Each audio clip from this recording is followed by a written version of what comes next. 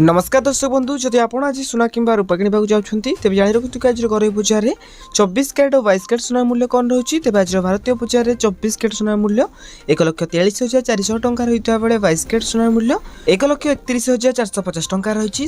राजधानी भुवनेश्वर 24 कैरेट सुना मूल्य 10 ग्राम पिछा 1,43,400 टंका रही बेले 22 कैरेट सुना मूल्य 1,31,450 टंका रही। मुंबई में 24 कैरेट सुना मूल्य 1,43,400 टंका रही बेले 22 कैरेट सुना मूल्य 1,31,450 टंका रही।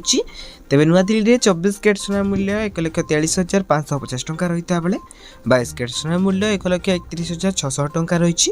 तेज दक्षिण भारत प्रमुख सहर चेन्नई में 24 कैरेट सुना मूल्य 1,44,330 टंका रही बेले 22 कैरेट सुना मूल्य 1,32,300 टंका रही। एवरकि पूर्व भारत प्रमुख सहर कलिकता में यथाक्रमे 1,43,400 टंका और 1,31,450 टंका रही सुनार मूल्य। अंपटे रूपा मूल्य किलो पिछा 2,92,000 टंका होती। तेज यहाँ आज दिन सुनार सठिक मूल्य।